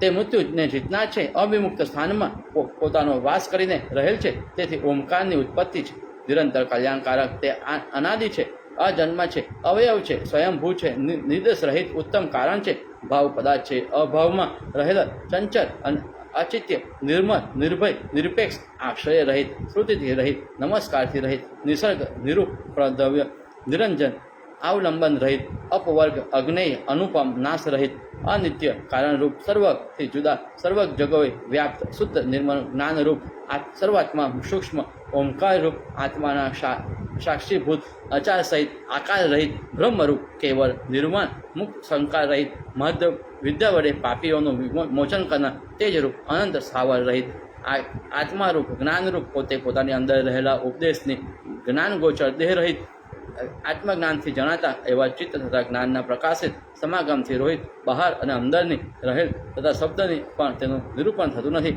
એવા એક વખતે સર્વ ઠેકાને વ્યાપ્ત થનારા મહાદેવના દેવ, કારણ અને પ્રમાણ રહિત, કલ્યાણરૂપી ઝાડથી રહિત, વિચારથી જણાય તેવા આકાશ પેઠે વ્યાપક, સ્થિર મહાત્મા, વૈરાગ્યના વિષય, લોક જ્ઞાનના રસ્તારૂપ, અનેક આકાર રહિત, સ્વભાવ, અંતઃકરણથી જ્ઞેય, પદાર્થથી ત્વરિત, વાક્યમાં અપવાદથી રહિત, માયા રહિત, શિવરૂપ તથા જ્ઞાન, જ્ઞેય અને પોતાના ઉત્તમ કારણભૂત, અનાહન, સ્વગત, શબ્દ, સ્પર્શ, રૂપ, રસ, ગંધ તથા સત્વ, રજ, તમથી રહિત, બ્રહ્મ શબ્દ, જ્ઞાનરૂપ, શબ્દોથી અગ્નેય, જ્ઞાન સ્થાનમાં રહેલા, પ્રમાણતાથી ઊંચે થતા નીચે રહેલા, તેનો અંશ જીવ ગણાય છે. વળી 10 ઇન્દ્રિય, મન તથા અહંકારની અંદર રહેલા, પંચ પ્રાણ, મન, બુદ્ધિ અને અહંકારરૂપ અષ્ટકમાં રહેલા, અગ્રાહ્ય ઇન્દ્ર અને આત્મારૂપ સમર્થ, સ્વર તથા વ્યંજન રહિત, વાણીથી અવાચ્ય, ઓમકારના ઉપરના ભાગમાં રહેલા, અતકર્ય, ઉત્પત્તિ અને કાળથી રહિત, શાંત અને શબ્દ રચિત, પરમાત્મા પ્રાણીથી જુદા, એક રૂપ, અનેક રૂપે, ઔચિત્ય, પરમ સૂક્ષ્મ, પરમ પંચતંત્ર, ચાર વેદ અને ઉપનિષદમાં પ્રસિદ્ધ, પાપ રહિત, અનંત ઇન્દ્રિયોવાળા, અક્ષય ઈચ્છાવાળા, ઈચ્છા પ્રમાણે દેહ સ્વરૂપધારી, સર્વ પ્રાણીઓના કારણ, બીજ તથા અંકુરના ઉત્પન્ન કરનાર, સ્થૂળ તથા સૂક્ષ્મ વસ્તુમાં રહેલ, વ્યક્ત અને અવ્યક્ત, નિરાકાર, આદિ, મધ્ય, અંતિમ, રોહિત, મહાભૂત, મહાકાય એ મોક્ષ આપવા માટે ભૈરવ રૂપ અવતરેલા, યોગ અને ક્રિયાને જુદા નાના પ્રકારના બંધથી રહિત છે. સૂર્ય સરખા તેજસ્વી, કેવળ, દૈત્ય વર્જિત, અનુપમ, તેજસ્વી, પંચાયતન રૂપ, પંચમુખ ધારણ કરનાર, વૃષભ વાહન, શરણે આવેલાનું રક્ષણ કરનાર, ઓમકાર, વિરૂપાક્ષ, હાથમાં ત્રિશૂલને ધારણ કરનાર, જરાથી અલંકૃત, હૃદય કમરમાં રહેલા, વારાણસીમાં રહેલા અને સર્વ જીવને ઉત્પન્ન કરનાર એવા શિવજીને તેને નમસ્કાર કરું છું. તે વ્યાસ આ પ્રમાણે બંને શંકરને સ્તુતિ કરતા હતા. તેવામાં તેઓનું તેજ કરોડ સૂર્ય સમાન થઈ ગયું અને મોક્ષ પામ્યા. માટે અવિમુક્તિમાં જે કોઈ શંકરનું સ્ત્રોત ભણે તો સિદ્ધ તેના હાથમાં આવીને રહે છે. હે બ્રાહ્મણ, સ્ત્રી, બ્રાહ્મણ, ક્ષત્રિય, વૈશ્ય અને શુદ્ર કોઈ પણ આનો પાઠ કરે તો સર્વવ્યાપી પાપથી મુક્ત થાય છે. હે વ્યાસ, આધિપત્ય સરખા પ્રકાશી જ્ઞાનરૂપ ઈશ્વરને હું જાણું છું. જે માણસ તેને જાણે છે તે મૃત્યુને તરે છે. આ સિવાય માણસને બીજો એકેય મોક્ષનો માર્ગ નથી. જે માણસને અનંતમુખ હોય તો જ ઓમકાર દિવ્યનું મહાત્મા કરી શકે છે. આવી રીતે મેં તમને ઓમકારનું વર્ણનવાળું સમસ્ત શંકર મહાત્મા ગાઈ બતાવ્યું. હજારો મુખથી પણ કોઈ માણસ ગાઈ શકે નહીં. અતિશય મહાપુરાણે સનતકુમાર સહિતાયામ ગુજ્જર ભાષામાં ઓમકારેશ્વર મહાત્મા વર્ણન નામ અધ્યાય સમાપ્ત. ઓમ નમઃ શિવાય. હર હર મહાદેવ. ઓમ નમઃ શિવાય. હર હર મહાદેવ. અધ્યાય 43મો. વ્યાસ કહે, અરે ભાઈ, આ કથા મહાપુણ્યના ફળને આપનારી છે. તેમાં પણ ઓમકારનું વૃત્તાંત સાંભળી મને તૃપ્તિ થતી નથી. માટે મારી ઉપર અનુગ્રહ કરી વિસ્તારથી તેનું મહાત્મા કહી બતાવો. સનતકુમાર કહે, હે વ્યાસ, વેદ સમાન પુરાણની કથા તમને કહું છું. સદગુણોથી અલંકૃત કાલી નામની પર્વતના પુત્રી શંકરને ઘણા જ પ્રિય છે. તેથી તેની સાથે એક દિવસે અવિમુક્તપુરીમાં શંકર વિહાર કરવા લાગ્યા. તે શંકર લોકયાત્રા માટે પંચાયતનમાં રહેલા શંકરની ઉપાસના રાત્રિ દિવસ કરતા પાઠાકારમાં અને સાયકારે ઓમકારેશ્વર બિરાજતા. તે વખતે તેની પાસે ગંધર્વ, અપ્સરા, વિદ્યાધર અને ગણોને ગીત ગાતા, વાંદિત્રો વગાડતા તથા આમ તેમ નૃત્ય કરતા હજારો વર્ષો થયા. એટલામાં શંકરના શરીરમાં પરસેવો વળ્યો. તેમાંથી ગણો ઉત્પન્ન થયા. આ જોઈ પ્રેત તથા ભૂત વગેરે પગલે પગલે ઠેસું ખાતા વસ્ત્રોનો ત્યાગ કરી નૃત્ય કરવા લાગ્યા. આ પ્રમાણે વિચિત્ર દેખાવ જોઈ પાર્વતીએ શંકરને પૂછ્યું છે. પાર્વતી કહે, હે શંકર, આ તે કેવું નૃત્ય જ કહેવાય? મેં મંદરાચલ વગેરે પર્વત ઉપર નૃત્ય જોયું છે. તમે કૈલાસમાં અને બીજા ઘણે ઠેકાણે પણ જોયું છે, પરંતુ આવું નહીં. માટે એનું કારણ શું છે તે મને કહી બતાવો, જેથી મારી ઉપર તમારો અનુગ્રહ માનું. આમ જ્યારે પાર્વતીએ મને પૂછ્યું ત્યારે શંકર જરા હાસ્ય કરી પોતાનો હાથ ઊંચો કરી પાર્વતીના મુખ કમરનો સ્પર્શ કરી તેને શાંત કર્યા. પછી બોલ્યા, હે શ્રુવતે, હે ગિરિસુતે, આનું મોટું કારણ એ છે કે સર્વના સાક્ષી ભૂત અદ્રય એક છે, જેનું નામ નાદ છે. એવા પંચમુખવાળા પંચાયતની અંદર રહેનારા શંકર સાક્ષાત આ જગમાં રહેલા છે. તે માટે હું નૃત્ય કરું છું. તેથી મને ઘણો આનંદ થાય છે. બ્રહ્માંડની અંદર જેટલા તીર્થ છે તેના કરતાં પંચાયતનું મહાત્મા ઘણું મોટું છે. હે દેવી, બ્રહ્માને કમરના વનમાં જેનો આનંદ આવે છે તેવો જ આનંદ મને અહીં આવે છે. આ સ્થાનમાં જે માણસ રહે છે તે દિવ્ય ચક્ષુવાળો થઈ ચતુર્ભુજ બની શંકરના દર્શન કરે છે. જે માણસ પંચાયતનમાં રહે છે તે ત્રણ નેત્રવાળા ત્રિશુળધારી વૃષભ વાહન શંકરને જુએ છે. પંચાયતનમાં શિવપુર ફરે છે અને તે સર્વથી અજાણ્યું છે. કળિયુગમાં દેહ તથા કુટુંબમાં આસક્તિવાળા વિષાયક્ત અને બુદ્ધિથી ભ્રષ્ટ